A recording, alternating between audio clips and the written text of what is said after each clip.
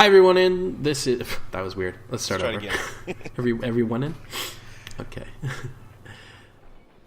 Hi everyone, we are back, and today I just wanted to get right into talking about conventions. As we have previously mentioned in other videos before, all of the members of the Level Zero NPCs are working in game development in some discipline or another. We also have the unique sort of background insofar as we all each also have attended a couple of cons in the past. John in more than one type of capacity as well, which is kind of cool, I think. So, today, because GDC, the Game Developers Conference 2016, is starting tomorrow as of the airing of this video, I thought that we'd just do a quick little talk today about video game conventions and what they are and what you should sort of expect to see coming out of them and what's different about the different conventions that we have and just sort of our experiences with them in the past. Yeah, and GDC seems like a good time as any because honestly, it's arguable that GDC is actually the most important of the conferences that sort of all happen right around this time of year. It's the good one, right? It's I mean it depends on what you're looking for, right? I mean nothing beats the sheer flashiness of like E3. It's true. If you're looking for hype and if you're looking for new game news, well, I don't know. Like, at what point E3 really was like the game news? This is all of the brand new games sort of show, but that's kind of petered off in the last couple of years. Yeah, I think companies have finally realized that it's stupid to compete for coverage when coverage will come to you. Except now everybody just announces like a week before GDC or before E3 now. Well, yeah, it's the thing you have to understand about these conventions is they've really always been about promotion. GDC originally was the one that was about learning. It was where the industry was supposed to come together and sort of talk and learn from each other. There was a really tight focus on sessions with different people talking about different aspects of game development. That sort of... I feel like that vision got lost around the end of when I started going. Now, my last GDC was probably in 2011, so it may have changed by now. But my remembrance of it was that it had started to become about that flash and the almost trying to be a little mini E3, which never made any sense to me.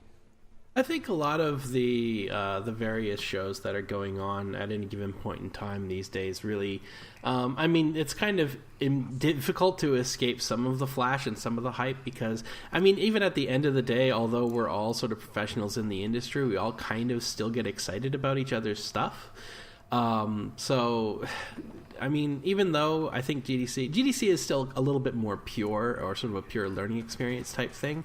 It's not quite SIGGRAPH, but it is still it still talks and it's still visionary developers talking about their techniques and things like that. And there's a whole lot of sort of symposia and lectures about different technologies and things like that. And you get to sit down in like the NVIDIA booth and hear about the new things that they're doing with their graphics card and what's coming up in the next sort of generation of NVIDIA and AMD cards and stuff like that. But yeah, I mean, that said, there's a whole lot of flash that you just kind of have to either accept is going to be there or kind of sift through, depending on what what your sort of feeling on that particular sort of end of the convention spectrum is.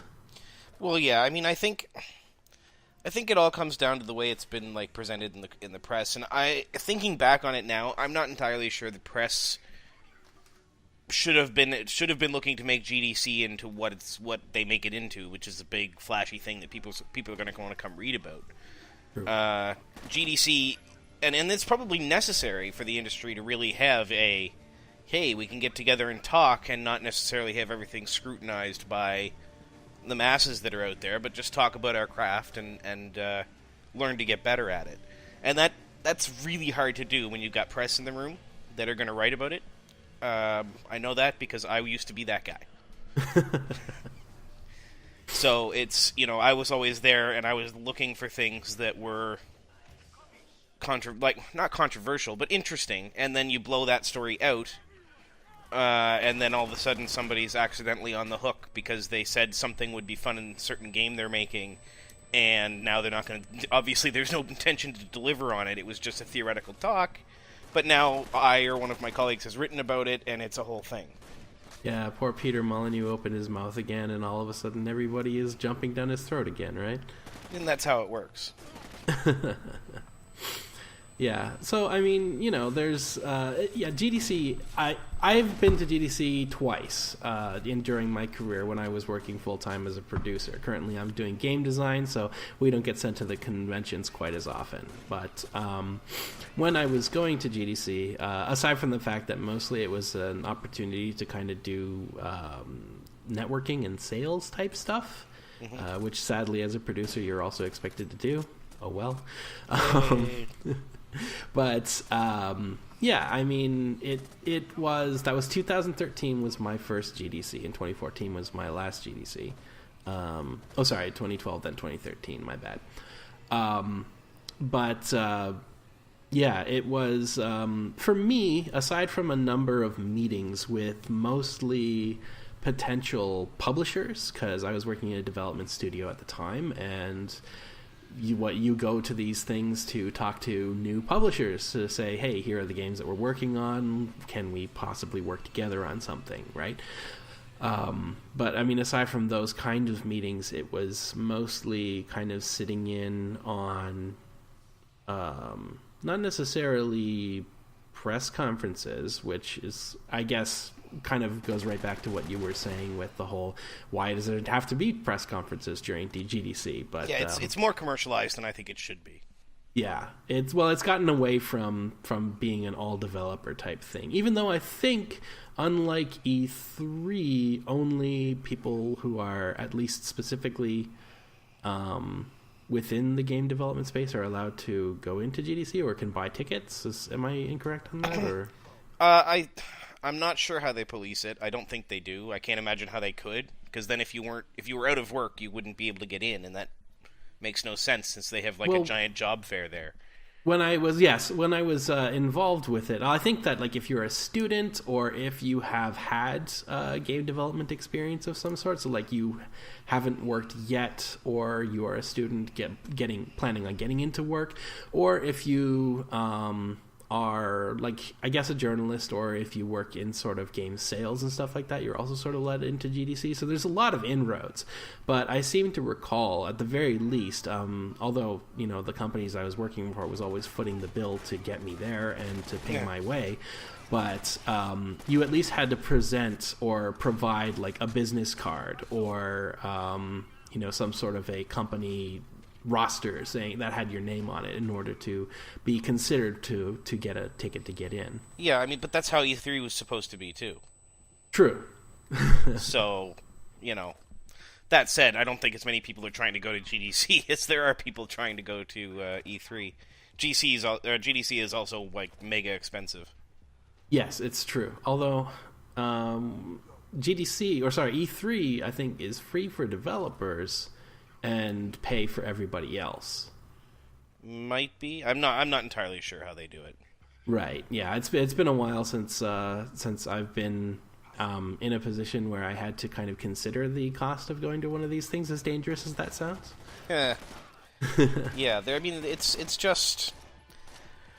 I don't know, GDC is an industry event. It's really good for business. It's good for getting an idea of what's going on. If you're interested in hearing other people's opinions, it's a good time to get them. And the parties usually are... actually, you know what? The parties at GDCs and E3s are really any conference, and I don't think it's any secret to anybody that when these things happen, there obviously are going to be parties associated with them. Of course. It's true of any major industry event in any industry.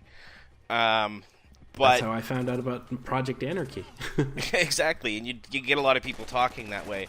Although I did notice as the years went by, as I was attending these conferences, it went from they would have these parties at these sort of quiet and intimate places that made sense to me. And then as the years went on, it started to be more like music thumping so loud you can't hear anybody anyway. And it's a bunch of game developers. A bunch of video game nerds at a rave, yeah. And way inappropriately aged ones, right? Like 60-year-old people, and I mean, God, even I would feel awkward there. At 36, I would feel awkward at a rave. Yeah, I mean, without naming names, there have been some pretty wild parties around there. Yeah, well, yeah. I was in the MMO space. I went to CCP's parties when they were still a big thing, so yeah, that was something else. But again, a lot of business gets done at the parties, too. If you're a reporter, that's what a lot of people think reporting from one of these shows is like, oh, you just go and have fun for a couple of hours and then you go out and party all night. And if you're a reporter, you're probably not doing as much partying as all that. You're talking to people, you're networking, you're doing your job. I imagine the same is true of developers, because I had to be talking to someone. You come to one of these parties with a pocket full of business cards, right? And you're expected to be out of business cards by the end of the night. At least that's how it was when I was sent over to go to one of these parties. It's like, yes, you're going to a party. Here's how many drinks you should have. Try to make sure that people are getting your business cards and finding out the name of our company so that we can talk to them after the conference is done. Yeah, absolutely. I mean, just on the broad topic of conferences, they're really not a glamorous thing. People get this idea in their head that these are glamorous events, and they're not.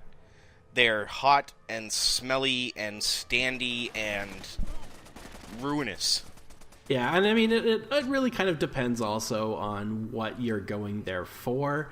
If it's all meetings, then, I mean, you get to sit down in sort of a meeting room, typically sort of away from the show floor and stuff like that, which is a little bit nicer, I think, than what you just described.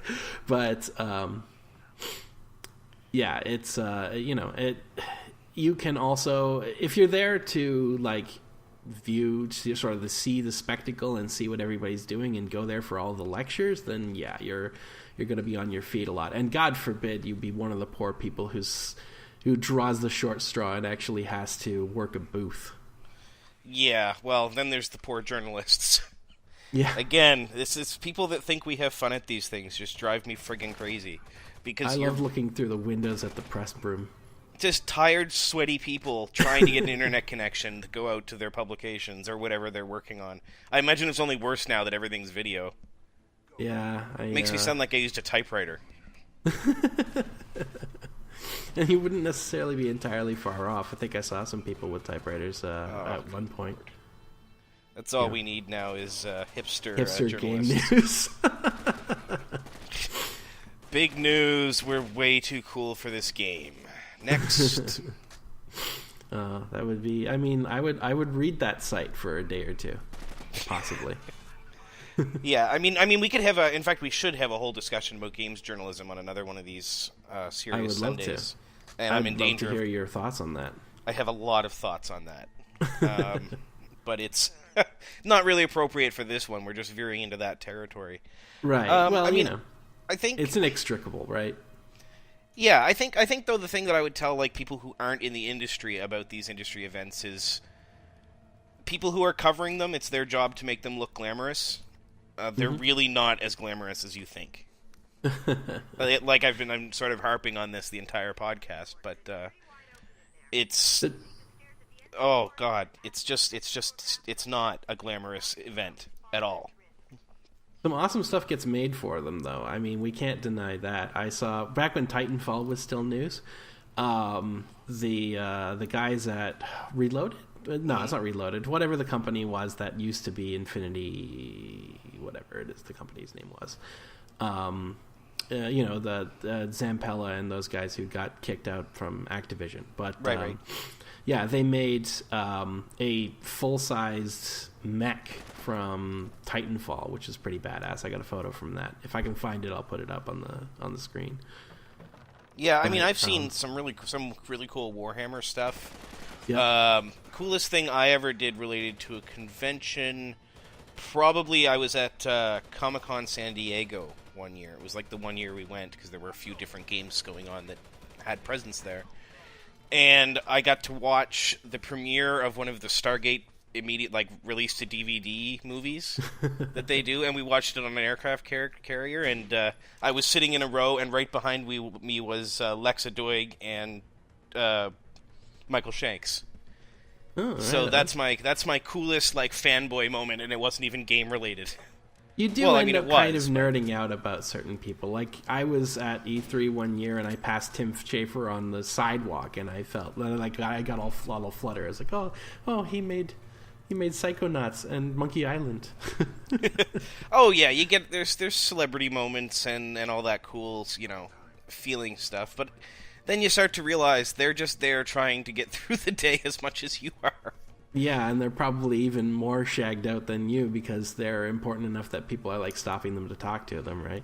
Yeah, it's an interesting experience, but again, I mean, look at the coverage for this year's GDC, the Game Developers Conference. There should be some interesting news coming out of it, I would think. Yeah, nothing absolutely. earth-shattering. I think the earth-shattering stuff stays away from GDC a bit, so I think it's going to be some true. more down-to-earth stuff. You get some good like keynotes and stuff like that, and if you work in the industry or if you're willing to shell out for it, there's also like GDC Vault, which gives you access to some really awesome talks and things like that. It's like TED for game developers, right? Yeah, GDC the GDC Vault is fantastic, actually. There also are free ones there that you can take a look at, so you can see if you like the idea or not, so you're not paying right up front. So if you're at all interested in what developers are saying about developing video games, that's a great place to go. Yeah, absolutely. When you run out of videos on Thursday to watch, then you should absolutely go over there. Once you've watched our entire library, you yes, should go over to all 130 watch somebody videos. else's. Yes, enjoy that.